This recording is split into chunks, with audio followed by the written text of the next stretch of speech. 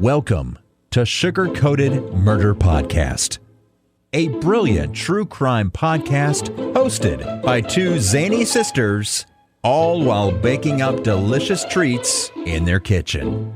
Here are your podcast hosts, Karen Devaney and Ann Varner.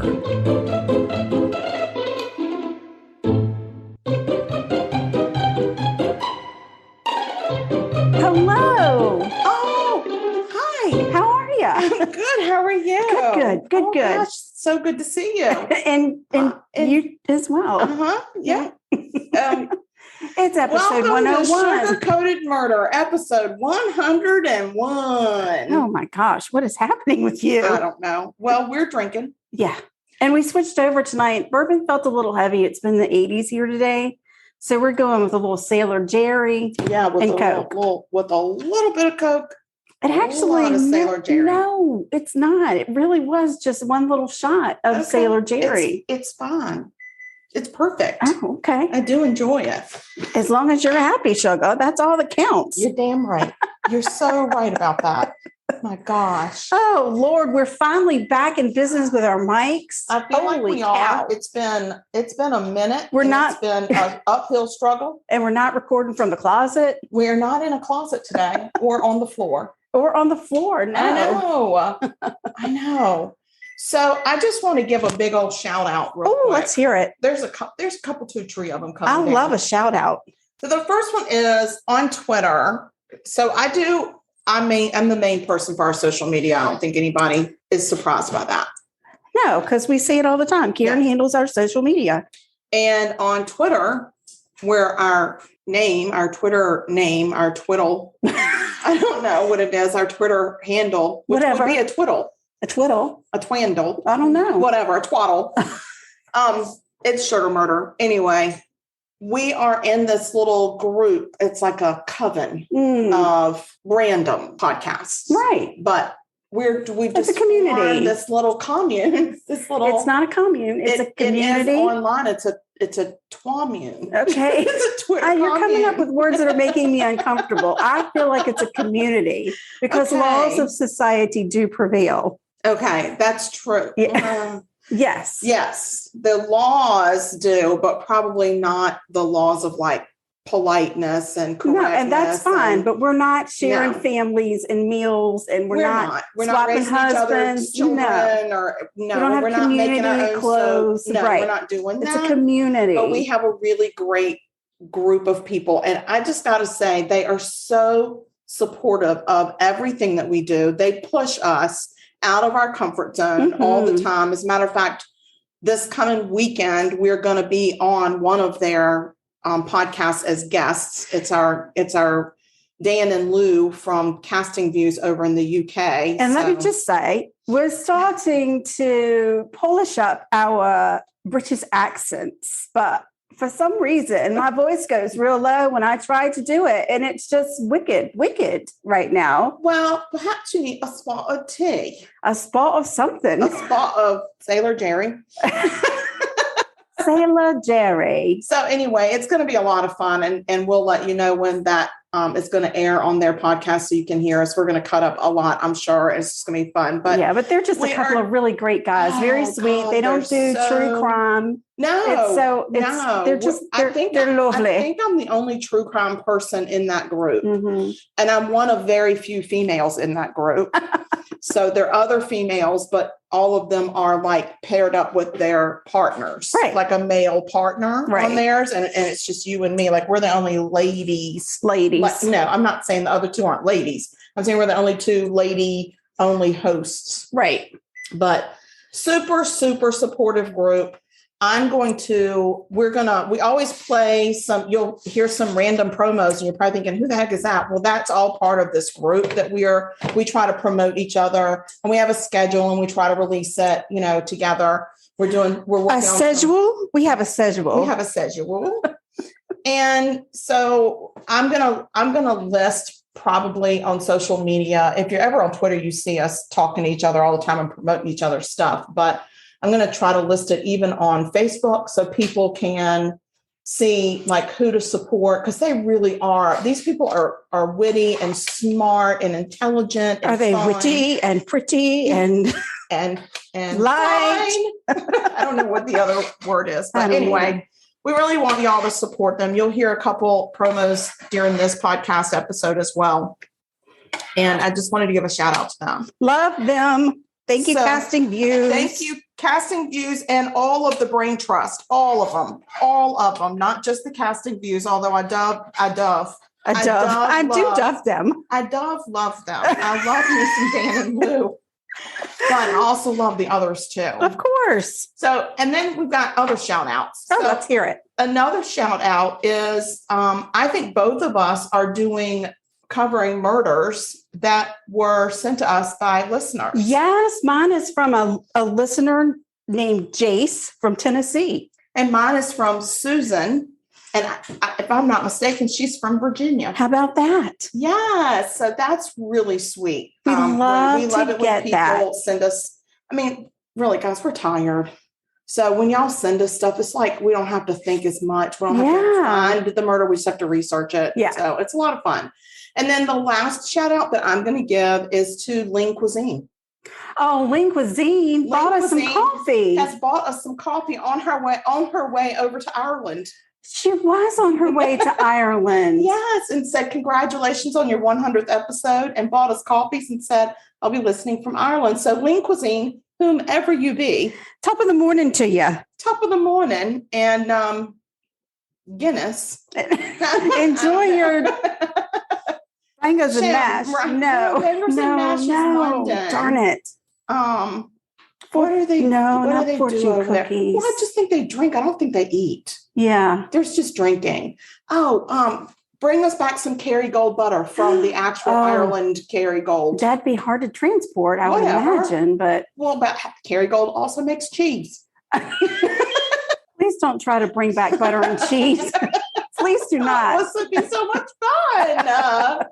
Anyway, enjoy whatever they have over in Ireland. I hope you find a shamrock or two. Yes, and thank you so very much for your support. Yes, she bought us a handful. Let's do a toast. A toast to Lean Cuisine. Lean Cuisine. Woo! We're not drinking coffee. We're drinking Sailor Dairy. Mm-hmm. All right. Well, you're going to talk about murder, but I'm going to bake. I know. Well, I've been baking. I know.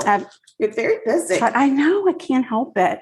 This week, I'm making the Strawberry Swirl Cream Cheese Pound Cake from Southern Living. And I can't think of anything more appropriate than that. Well, everybody loves a good pound cake. I know. I did deviate a little bit from this recipe. The only thing I changed is once you put your ingredients for your pound cake together. Now, this is a cream cheese pound cake. It's not a full pound of butter. You add cream cheese in there as well. But they want you to they call for strawberry glaze, which is that Jello. Red, like neon red glaze jelly stuff you buy at the store to make weird things. That doesn't really sing to me. It doesn't sing to me either. I don't particularly care for the taste. So instead, I'm going to use strawberry jam. I love strawberry jam. Jam, pound cake and jam. That's the only thing I deviated from the recipe. You just put it all together, and then you're basically going to take your batter and divide it in three. So you'll put a third of the batter down, and then you'll do dollops of your jam or gel or glaze, whatever. And then you'll put a third of the batter on top. Before you do that, you're going to take a skewer or something and swirl the dollops. So it's all swirly on that layer. And then you do another third of the mixture. And on top of that, more dollops, another swirl, and then top it with the rest of your mixture. So the important thing to remember about pound cake, it doesn't have leavening agents. So it's got 6 eggs in it, and it's 1.5 cups of butter. The whipping of the butter and the incorporation of the eggs is what's going to give you your rise in your cake. If you overbeat, you're going to get this weird puffy top on top of your pound cake, and below it is going to be very moist. It doesn't cook as well. So you're going to get a really dark outside. I feel like overbeating anything is not a good idea. But it's hard. It's hard to figure out when you've overbeaten it, when it's not something that can talk to you and say you've overbeaten. You must stop. Listen to it. Right. I'm not Christina Yang. I cannot listen to the heartbeat of the batter. There was one guy on the on the British Baking that listened to his food. Oh, yeah, he did. But I thought that was to the bread. No, I thought he was listening to a pie one time. Oh, maybe. I don't know. I didn't listen. I just was beaten. So anyway, just beat it. You have to have a lot of patience with the pound cakes. They do take a while to cook. This one's going to take about an hour to an hour and 15 minutes. It's okay, because through the magic of editing, it's going to all be included in this episode. Oh, absolutely. Because that's what we do. Absolutely. And I've been trying to videotape some of her steps as she's doing them. So, because I've been trying to toy with like some very light video editing. I don't know if you've noticed or not. If you have, please let me know and let me know you like it. I have, and Thank I you. like it. You're doing a bang-up job. A banging job. Way to go. Thank you. So anyway, I'm going to stick this here pound cake right in the oven, and you should go ahead and talk to me about your murder. Yes, OMG. So I'm going to take us to Boonesboro, Virginia. Oh, I didn't even know there was a Boonesboro, Virginia. Me neither. Where the heck is it? It lies in Bedford County, Virginia. Well, I do know where Bedford County is. Okay. And I think Lynchburg is right near there. Not too far. It's in the Blue Ridge Mountains of Old Virginia. Gotcha. It is considered a small, like almost an unincorporated part of Lynchburg. And it's small and very scenic. I saw some pictures of the downtown and it was gorgeous. Can we take one quick little pause? Wow. Y'all will be able to just hear. We decided that we were going to bake up some cookies before we started the podcast because it's an hour. We have a hard time waiting until that damn cake It's forever, done. And we're drinking. And if we drink on an empty stomach, it's going to go bad. I'm almost done with my drink. Things are going to go sideways. I didn't have time to whip up any cookies from scratch today, but my sister had some break apart cookies that we put in the oven and cooked. Always. That's like an emergency stash.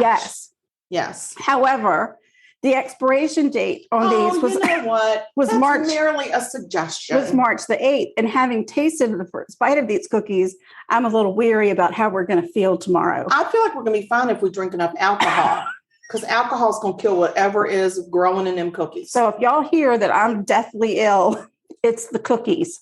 It's not the cookies. It's her imagination. All right. Go on with your murder in Boonesboro. Okay. So we're going to step back to 1985. I love the 80s. Me too. Derek and Nancy Hayman. No, it's not how you say their name. No. It's Haysom. Oh.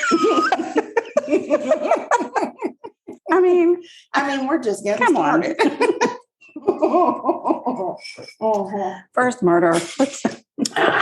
Who cares? No, their names are Haysom. Derek retired as a CEO in the steel industry. He was South African by birth. Oh, but he had one of those great South African accents. I love those. They might be one of my, I think it's my favorite. I think that and the Deutsch. The Deutsch.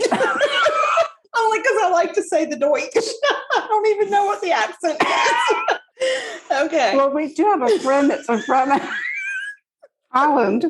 I know. Christopher, and she does have a little bit of a picture her accent in my head right now, but I do like to say the Deutsch. Okay. So I'm going with that. So he was so he was, Lord have mercy, guys. This is just like the fifth line of my notes. Hang in there. Hang with me, guys. Hang with me. He was so well respected in the steel industry that whilst, because that's kind of a British term, in Rhodesia, which I think is not Rhodesia anymore, but geographically I suck. So it was somewhere in South Africa. The Canadian government rung him up a ring-a-ling and asked him to move to Nova Scotia to help revamp a failing government-owned steel mill. Wow. Like, how big is that? That's big. That's huge. That's huge. Huge. Nancy was born in Arizona. She grew up in Lynchburg, Virginia, and always loved the Blue Ridge Mountains. Mm-hmm. Nancy and Derek met in 1960. Both were divorced. They had 5 children between them. That's a big brood. That's a lot. Yes. In 1964, they had their own daughter together, which is really convenient. And they named her Elizabeth. She was born in Canada. Oh, Canada. So Derek and Nancy Isn't that funny? What? I just realized we used to know a Derek and Nancy growing up. Children. Yeah, children that were Derek and Nancy. Well, they were older than us. They were much older than us. But they were kids. They were not of our neighbors. Right. Yes. Anyway, they lived in several countries before he retired. And so Elizabeth was very well traveled in her ute.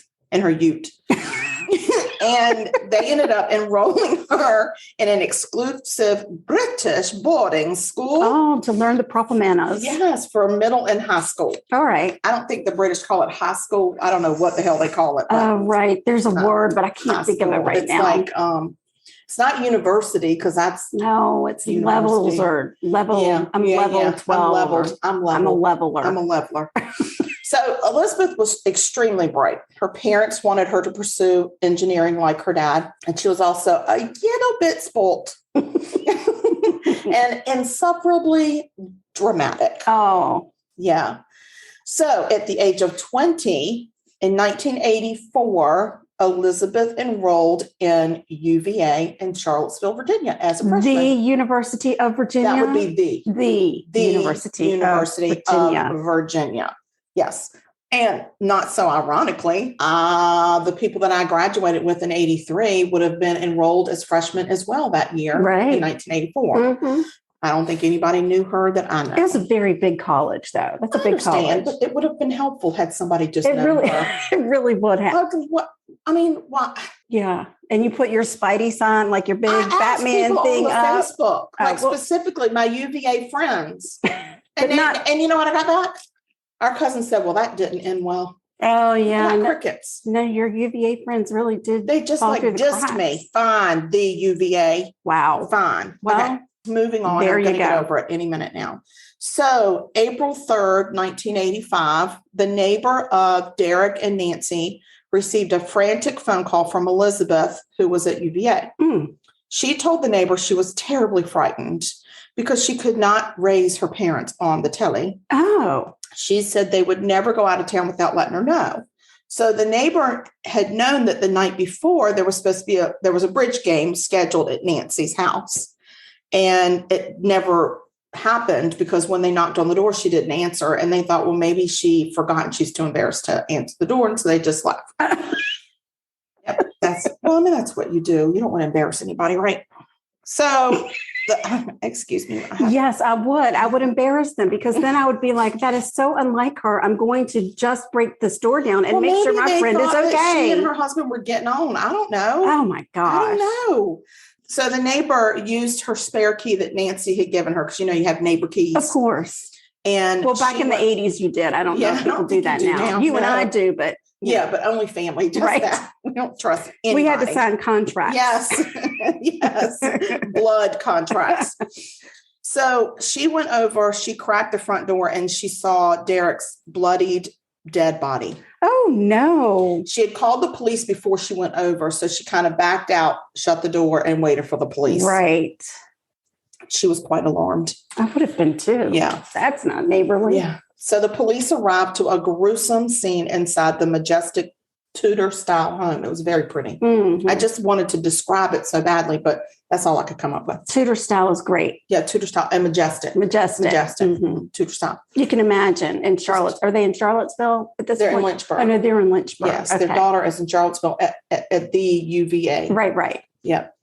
So they find the body of 72-year-old Derek Haysom lying on his side, just inside the front room of the house. He had been slashed and stabbed repeatedly, and his face was disfigured from multiple slashings. Wow.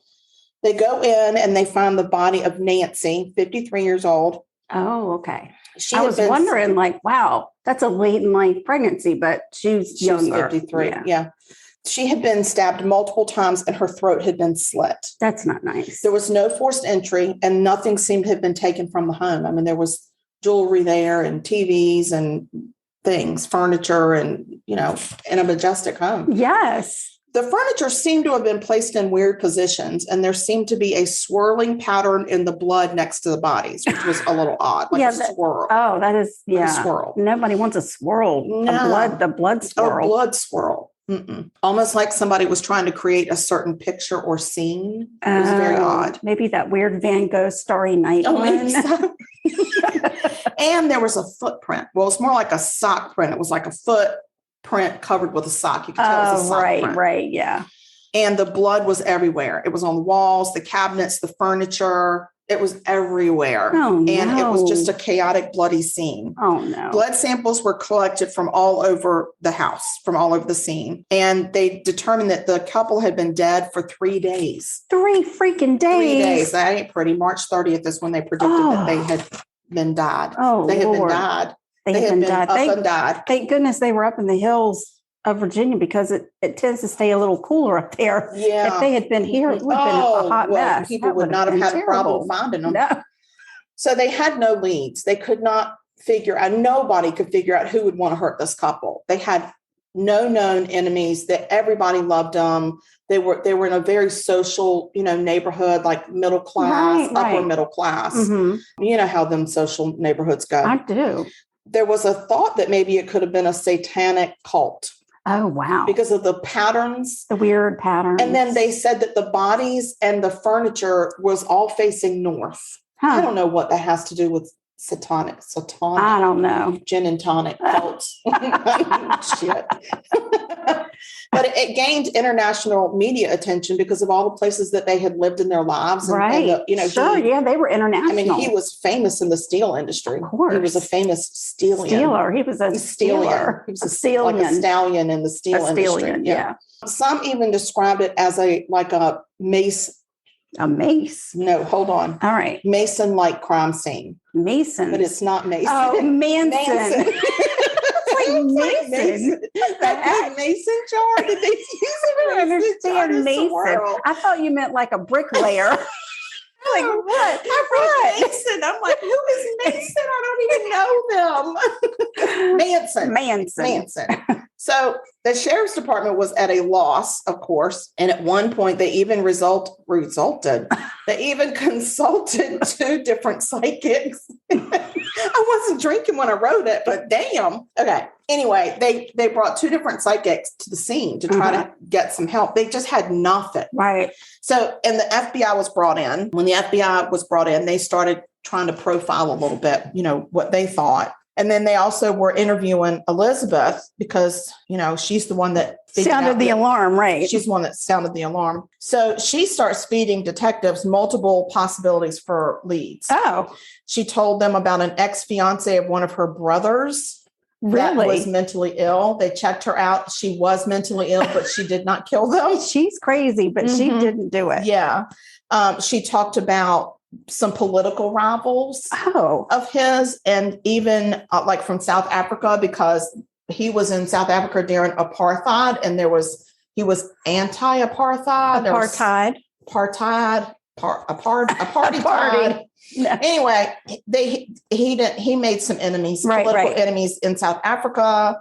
And then he had, a lot of business partners that he was rivaled with in the steel industry. So they were just going everywhere. They couldn't find nothing. Wow. Elizabeth had an alibi. She and her boyfriend, Jens. Jens Soring. He was a German. His dad was a German consulate in the United States. There you go. From Germany. So she and he, Jens, had gone to DC on a trip that weekend. And they had movie ticket stubs, they had hotel receipts, and they had rental car receipts to prove that they had been in DC. All right. But. Oh, no. Here's the big old but. Oh. A big old but. I'm jiggling. Okay. All right. Okay. So when investigators checked the mileage on the rental car, it told a different story. Oh, no. You see, I even wrote, you see. Oh, wow. Lots more mileage showed up on that car than just a trip from Charlottesville to DC and back. Oh, right. It was more like a trip from Charlottesville to DC to Bedford, Virginia to DC to Charlottesville. It was almost like the exact Elizabeth. Yeah. So as investigators are starting to question the alibis of Elizabeth and Jens, the little college couple, take a little quick departure and then hop on a plane and go to the UK. Oh, for heaven's sake. So over there, they start living. Somehow they get a flat and they're living in this flat. and they're stealing food. They really don't have any money. Right. Their parents are dead. Who's going to funnel her money? Well, his parents. Well, I don't think he was in touch with his parents. Oh. And so they start like resulting to some not very honest ways of getting money so that they can A little eat. petty theft, maybe. Yeah. They are arrested in London for check fraud. Oh, okay. Yes. And Get you every time. yeah, Bad checks. as part as the investigate, they were not smart. I mean, I'm not saying For passing UVA stuff is students, smart. Yeah. they certainly don't seem I to have started this out been. saying she was bright, but this is what they would do. They would go to a department store, and it was a certain department store that they would go to every time. Oh, so they didn't like try to move around. They would go to the department store. They would write a check for something. Okay. Mhm. They would turn around the next day before that check even. Oh, right. hit, And return and it. return it for cash. And she would go and return the item for cash while he's in another part of the store writing a check again. Okay. Yes. And then because they would go in the store and depart, Right. and then they wouldn't even be near each other until they got back out. And then, but they have CCTV over there. Right. It's everywhere. They saw them. They don't saw them. Everywhere. Yeah. So as part of the investigation, the authorities asked to search their flat, and they were like, sure, we got nothing to hide. Well, yes, they did. Oh, no. So they go in, they conduct a search, and they find fake IDs. They find their real passports. They find some stuff that looked like maybe it had been stolen. Like they had some questions. Right. And then they find this pile of letters. Letters. Handwritten letters. And those letters were letters that Jen is the boy. Elizabeth had written to Jen's about how much she hated her parents and their quote unquote control over her life. Oh. They found letters from Jen's back to Elizabeth, and they started talking about the plot to murder her parents. Oh, no. There it was in black and white. Oh, in their own handwriting. Oh, yeah. Gosh. So the authorities take them in, and then they call the U.S. and say, I think, hey, we got somebody over here that belongs to you. You got any dead people over there? Well, we got the murderers. They are arrested and they're held. The Bedford sheriff and an FBI agent flew over to London to talk to Elizabeth, and they get her and they extradite her to the United States. Okay. She's extradited for conspiracy and accessory for murder. Okay. Remember, he's a West German citizen. He fought extradition, and he actually requested his trial to be in his home country. Oh, Germany. There you go. And he confessed to the murders. Oh, and he felt like Germany was going to go easy on him. Compared to the United States, yes. Huh. In June of 1986, 14 months after the murder of Derek and Nancy Haysom, the trial is set to begin, and Elizabeth suddenly confesses. She doesn't want the trial. Oh. She doesn't want to go through the trial, and she doesn't want to take her chances. So she takes a plea deal. Oh, okay. She is sentenced to 90 years. 90. So, okay. She's sentenced to 90 years for murder, 45 for each parent. Okay. And hers was like conspiracy to commit murder and then accessory before the fact. Okay. Because she helped plan it. Right. You got to remember, these are 1985 laws. Of course. Yeah. So it may not match up to what our laws say today. But she took that. She got 45 for each murder. So 90 total years, which means they were consecutive. Gotcha.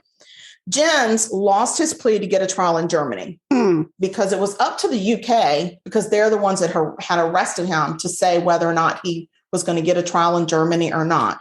And they said, no. You need to go stand trial in the place where you committed the... Well, at first he was like, I'm not going. And so in order for the authorities to get him to Virginia for the trial, the prosecutors had to drop the capital murder charges, which meant that the death penalty was off the table. Gotcha. By the time he got back to the States, he had recanted his confession. And he said the only reason he had confessed was because he figured his dad's political clout being a German consulate would get him immunity. That's the only reason that he confessed. For heaven's sake. Right. So he said, if I don't have immunity, I definitely didn't do it. It was not. I only did it if I have immunity. Exactly. Yes.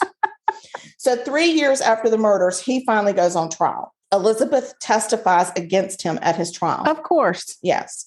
And he receives 2 consecutive life sentences. Very good. Okay. Prosecutors were able to present that bloody sock footprint. Right.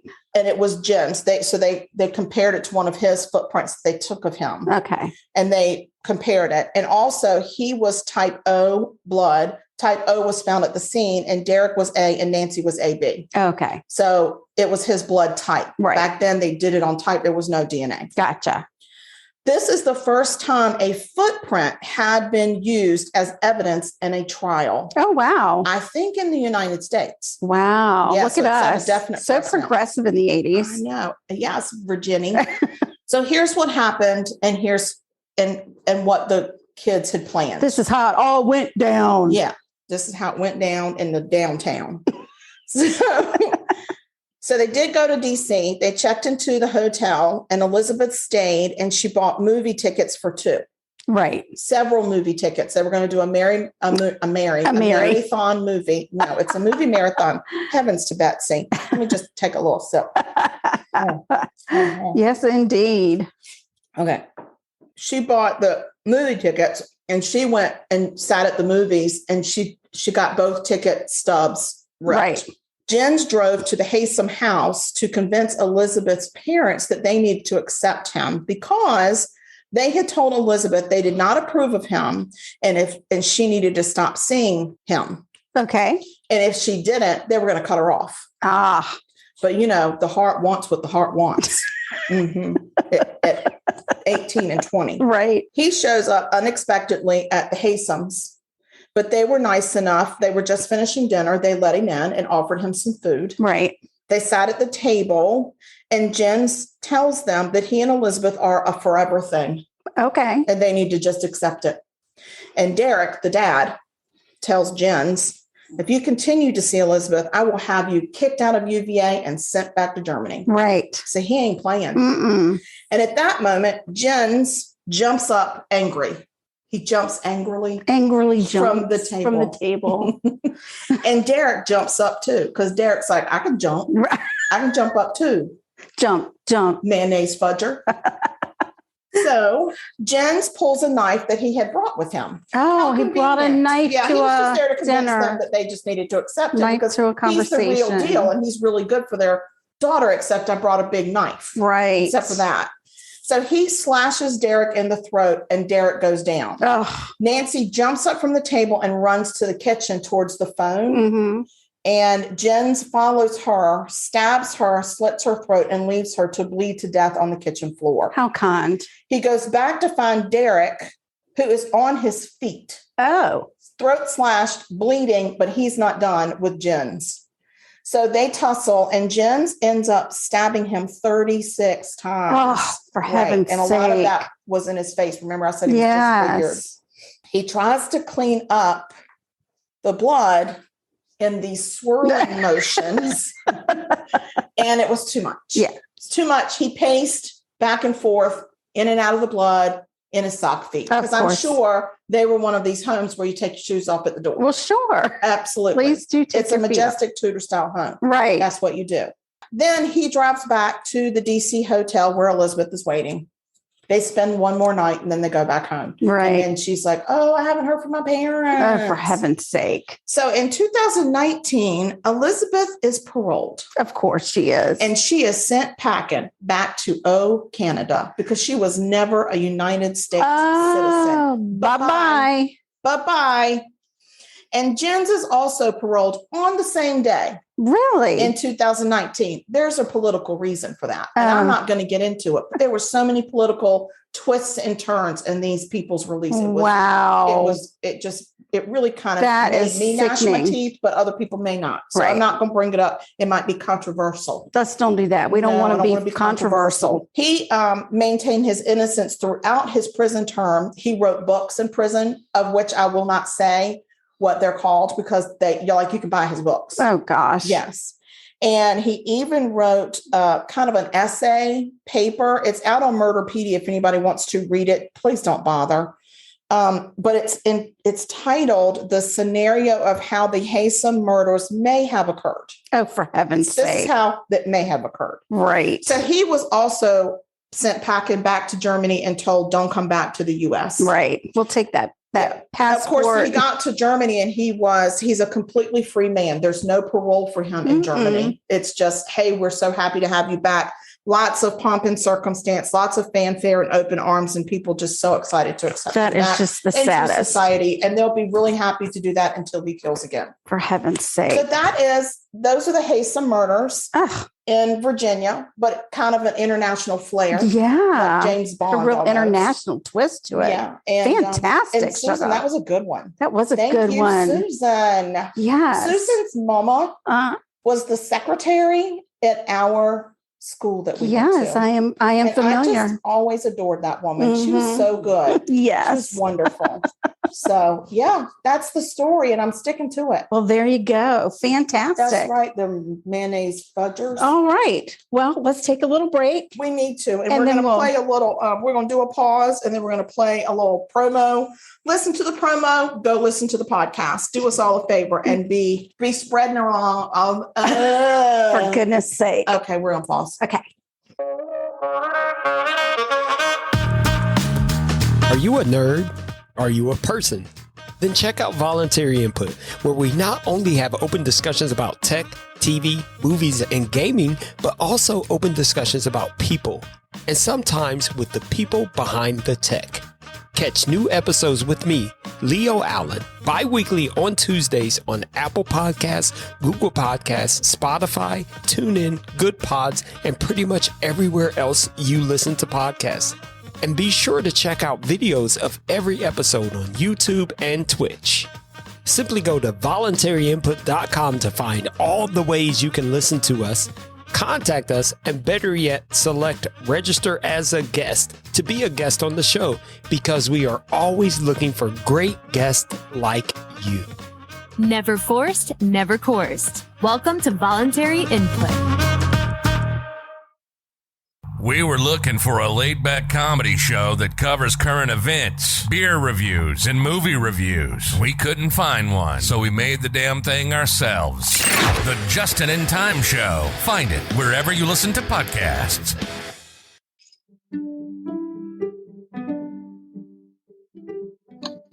Check out the Offtopia podcast, where we discuss art, music, and writing.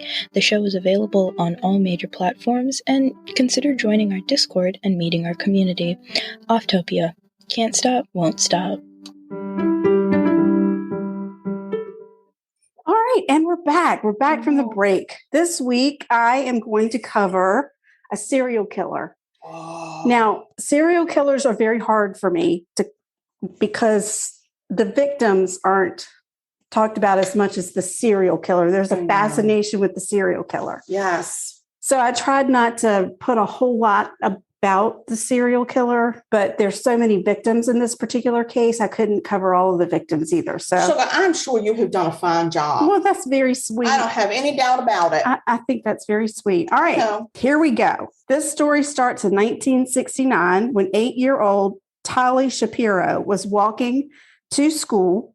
She was walking along Sunset Boulevard in Hollywood. I guess in 1969, it was very safe to walk along Hollywood. Yes. Seems a little dangerous. A man pulled up beside her and asked if she wanted a ride. Tali said no. And the man said well, I know your parents. She'd been raised to respect adults, and she felt like it would be rude to turn him down again. So she got in the car with him. No, Tali. Thank God a good Samaritan had seen Tali get in the car and thought it looked suspicious. Oh. This person followed behind the man and Tali until they pulled into an apartment complex. As Tali and the man entered an apartment, the good Samaritan called the police. Nicely done, good Samaritan. When police arrived, they knocked on the door, but no one answered. They threatened to knock the door down, and the man came to the window and told them he was in the shower. They have to come back. I'm in the shower. No. He disappears from the window, and the police decide to bust through the door. Inside, they find Tali. badly beaten and raped, lying on the floor. The man, later identified as Rodney Acala, I don't really know how to pronounce this man's name, but Acala. We'll say it right then, and then let's just call him Rodney. Yeah. He was gone. He had disappeared out a back door. Tally was rushed to the hospital. She survived the attack, but there was no sign of Rodney Acala anywhere. That's how we're going to start. Mm-hmm. I went out of order, so I got to flip and then go back. You have to flip it. I do. I had to flip and go back. Yes. Oh, God, that's a lot. 1971. Cornelia Criley was a vibrant 23-year-old stewardess for Trans World Airlines. I don't think we have that anymore. No, I don't think so. On June 12th, 1971, there was a call to the police station in New York City. There was a dead body in an apartment on the Upper East Side. Police had to break down the door to get inside. There they found beautiful Cornelia posed, lying against a bed that had been turned over. She had a rope tied around her neck, and her bra had been pulled above her head. She had bite marks on her left breast. Police chased down evidence and followed dead ends until the case finally went cold. It took almost 40 years for the truth to come out about Cornelia's murder. I don't like bite marks on the boob. I know. I don't like that. She had also been the victim of Rodney Acala, whatever. Rodney. That Rodney. Yes. A-hole Rodney. Yes. 23-year-old Ellen Hover was living in New York and met a man that said he wanted to take pictures of her. He said he was a professional photographer who studied film under the famous Roman Polanski. Well, that's a problem.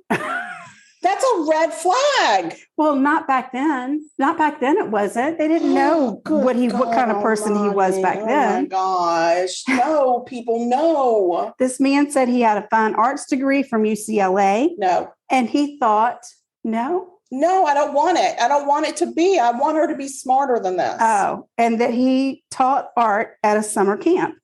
He wanted to have lunch with Ellen. So Ellen went to lunch with the man, but she never came home. It took 4 months for Ellen's bones to be found. She had been buried on one of the Rockefeller estates in Westchester, New York. During the time police were looking for Ellen, they determined that the man she met for lunch that day was none other than Rodney. The asshole. Rodney. What do you mean? Rodney. On the what estate? Whose estate? The Rockefellers? One of their estates in Westchester. What? Who the hell is this man? A Rockefeller? No, he's not. His last name is Rockefeller? No. His last name is Acala. I know, but how's he up on that estate burying a body? I don't know. I mean, we can go on to any estate around here and bury a body if we wanted to. If we're smart about it. Yes. Okay, let's do it. Not all of them were fenced up, gated up, and all that jazz. Especially back in the 60s. You know, That's true. They were big, and it was just like everything was just an open air market for killers. Yes. And, oh God. Body builders. No. Body barriers. Oh Lordy. We're going to switch you over to Coca-Cola now. I think I'm going to have to go get some Coca-Cola because this Sailor Jerry has bit me right in the brain. That's because you don't sip, you guzzle. All right. So I don't know how. I know. All right. Here we're going to. I'm not dainty. Understood. Okay. Can you please go now? The body of 18-year-old Jill Barkham was found murdered. Does that make sense? Her body was found murdered? Well, her body was found and she was murdered. Okay, that's fine. Her body had been placed in a knee to chest position. She was naked from the waist down. That's like a fetal position, maybe? Yeah. Okay. She had been beaten, was strangled with a pair of blue pants. Pants? Yes. That's rude. Yes. Her right breast had 3 bite marks on it. And there were signs that she had been sexually assaulted. I don't like a breast biter. Let's just put it right out there. Yeah. Breast biters are some of the worst. You're not going to like this story then. Oh, there's a lot of them, huh? Everybody got a breast bite in this one. Everybody got a breast bite. Everybody. Everybody got a breast bite? Yes. I don't want that. This was in 1977. Please back up on the breast bites. Police had no idea who killed Jill, but they did collect DNA evidence and they kept it well preserved. Good. It took 28 years to figure out that Rodney had murdered the sweet 18-year-old Oh my God. who had moved from New York to California looking for her dreams to come true. Gee whiz. He's a dream crusher, breast biter. Exactly. Jeez. All right. Georgia Wickstead was a nurse at the Centennial Hospital. In December of 1977, 27-year-old Georgia didn't show up for work. Her coworkers became concerned and called police. They found Georgia beaten, bludgeoned by a hammer, raped, naked, battered, and bruised. She had been viciously murdered. Police found a palm print on her bed and took it in for evidence, but never found a match. Oh. And her case ended up going cold. It wasn't, awful. and that happened in 1977. Wow. So we started this in 69. Yeah. It wasn't until 2003 that the print matched to her killer, Rodney. Rodney asshole. Yeah. Dream crushing, breast biter. Yes. Oh, he's the worst. I know. 19-year-old Pamela Jean Lamson was living her life in San Jose, California. Do you know the way to San Jose? Is that how it goes? Uh-huh. That's nice, Sugar. That's Thank very you. nice. Thank you. Yeah. She wanted to be a model and an actress. What we all did at one time. I never did. I really never I did. didn't want to be a model. Mm, I didn't want to be an actress. I just wanted to be famous. right. But Yeah. it's too late for all that. My I ship didn't has want sailed. Yeah, I didn't want any of that. My ship sailed and sunk. Pamela met a man who said he was a professional photographer and he wanted to take pictures of her. Of course, she jumped at the offer. It was her dream, after all, to be in pictures. It was. Yes. Pamela's body was found in the mountains of Mount, I don't know, Just give it a shot. Tamalpais. Tamalpais. Somebody's I gonna don't think from it's California is gonna say, "Hey, goofball, it's Mount Trampoline or whatever." It sounds like tamale pies. Yes, but it's Tamalpais. Tamil pie. Tamil Pays. pies. I don't know. Anyway, bless her heart. She'd been beaten and strangled.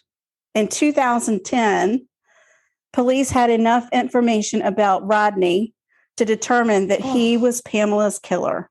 Unfortunately, the DNA that was collected when Pamela's body was found had not been well preserved, so they could never be 100% sure. But they pretty much knew. But they knew it had all the because he was signs. a breast biter. He was. I don't know that when they found her, she had those anymore. Oh dear. Christine Thornton disappeared in 1977. Her family and police searched tirelessly for her. She went missing in Wyoming and was 6 months pregnant when she disappeared. Gosh. Her remains were found in 1982.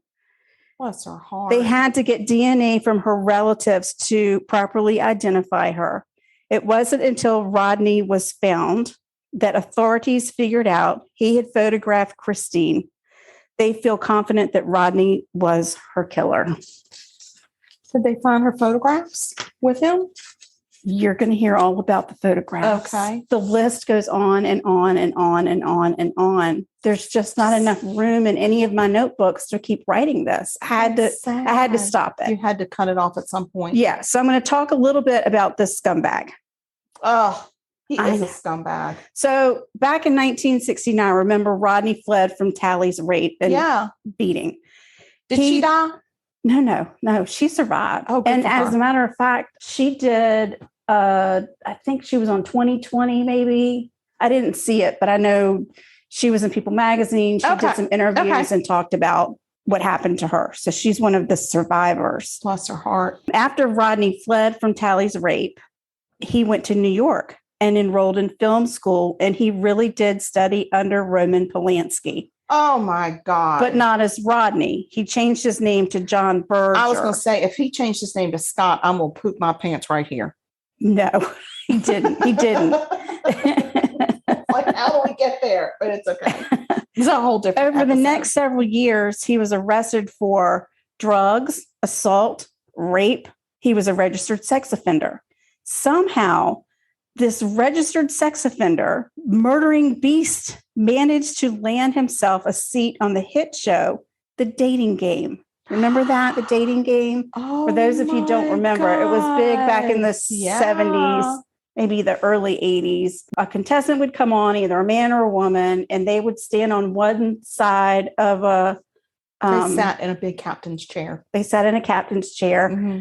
And there was a partition that was between them and the other people on the panel. Then there would be 3 either bachelors or bachelorettes on the other side. And the person that came to get the date would ask questions to each one of the people on the other side. So she would never see them. She would just pick one of the 3 based on how they answered questions. Yeah.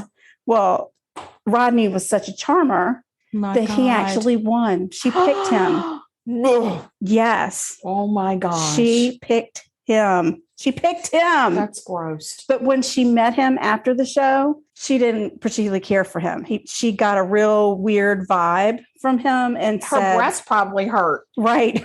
And she said, I do not want to go. No. Now listen, remember, this is in 1978. He had already murdered, done his thing to Tolly. Then he had murdered Cornelia, Ellen, Jill, Georgia, Pamela, Christine. Yeah. And probably so many more that we don't even know about. It's just unbelievable. The scariest of scary things is that he won that show, is that he actually was so charming. But look at Ted Bundy, how charming he was. That's part of their MO. It's disgusting. It is so disgusting. I don't like it. Rodney goes back after the dating show fiasco, and he goes back into the world, and he goes on his whole killing spree. In June of 1979, 12-year-old Robin Samsoe left ballet class and headed for the beach with a friend of hers. Oh my gosh. Police searched for days before they found her little body decomposing in the foothills of Los Angeles. A friend that had been with Robin at the beach said that a man had come up and asked if he could take pictures of them. Robin left with him and never came back. Thankfully, the little girl that was with her gave police a really good description of what the man looked like, and a sketch artist came up with a picture. That picture was circulated, and believe it or not, Rodney's parole officer, because he was still on parole, happened to see it and identified Rodney as the perpetrator. Wow. So police start a manhunt. They go looking for Rodney. They go to his mom's house. They find a receipt for a storage facility in Seattle, Washington. Oh, right? That's not good. Police hit the jackpot when they get to this locker thing. It was loaded with hundreds of pictures of young girls, most of whom were naked. They also found a jewelry pouch, and they found an earring that belonged to Robin. Wow. Police arrested Rodney Acala on July 27th, 1979, and charged him with the murder of Robin Samsoe. He represented himself at trial. Of course he did. And really put on a show. Everybody else. Really put on a show. He would use one voice when he asked the questions, being the attorney, and answer the questions as himself. No way. For real. No way. Needless to say, he was found guilty and was sentenced to death. And that happened in 1980. Oh, gosh. But in 1984, he appealed based on the fact that the jurors had been informed of his previous crimes. And that's a no-no. You can't do that. So that sentence... I think that's ridiculous, because I think you should be able to do that. I think that's BS. Okay, well, it didn't work out because... I guess you can only do it if you've been convicted of those crimes. But you should be able to if you've been convicted. No, it's one thing. It clouds the juror's judgment. They can tell you it what should. No, you have to give a fair trial. If you don't give a fair trial, then you end up like this with an overturned sentence. Oh, no. Overturned sentence. That's right. Good news, though. Completely overturned? He went back to trial. They took it back to trial in 1986. Okay. And he was again found guilty. Okay. And they did not inform the jurors of any past. It was all focused on Robin. He was again found guilty and sentenced to death. In 2001, you're going to love this, an appeals court nullified that conviction because there were claims that the park ranger who found Robin's body had been hypnotized. Wait, what? Yes. By who? I don't know. But they say that the park ranger had been hypnotized and his testimony was not valid in court. And that since that was part of the testimony that convicted him, anyway, it worked. That's so stupid. But in 2003, who are these idiots? I don't know who was working on his behalf or if he was filing the appeals himself. I don't know. Once you're sentenced to death, if you get a team that helps you with the what appeals. I'm saying is who overturned it based on the fact that the park ranger may or may not have been hypnotized. An appeals court. That's dumb. I don't like them. Okay. Well, take it to California and talk to him. So I don't know what to tell you. In 2003, they linked this jerk to 2 more murders. The hits just keep coming from there. By 2010, they had enough to take him to trial for the murders of Robin, Georgia, Jill Barkham, Charlotte, and another Jill who was murdered in 1979. He was found guilty on all 5 murders and was again sentenced to death. Then they got him on 2 more murders in 2011 in New York. He pled guilty to those, and in December of 2012, he got a 25-year sentence in New York, but he was already sentenced to death, so whatever. Yeah. Police eventually released some of the pictures they found to the press in hopes of identifying the women in the photos. Oh, wow. That's when Christine Thornton's family identified her. Oh, wow. This is going to blow your mind. No. It is. It don't make it bad. Approximately 900 photos that were found in that creepy locker were never shown to the public because they were sexually explicit. Oh. 900 photos. So those could be all people that don't know, their families don't know what happened to them. Right. In addition to the hundreds that they released before. Isn't that crazy? He is crazy. It is suspected that Rodney murdered over 130 women over the course of 8 years. Oh my God. That's a lot. Yeah. Does he get the most? Is he the most? I don't know. I really don't. I'm happy to report that Rodney died in prison on July 24th, 2021. Yeah. That hadn't been that sucker long lived ago. the whole time? Yeah. He was 77 years old. And, while he was in jail, he filed lawsuits against California. One was because they didn't give him a low-fat diet while he was in jail. Another one was like a slip and fall type of thing. Yeah.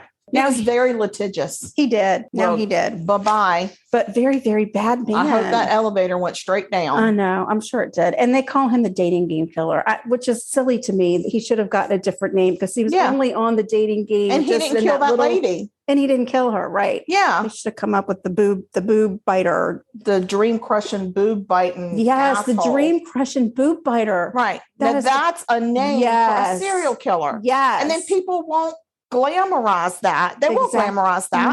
No. So there you go. Wow. That's what we got. That a-hole.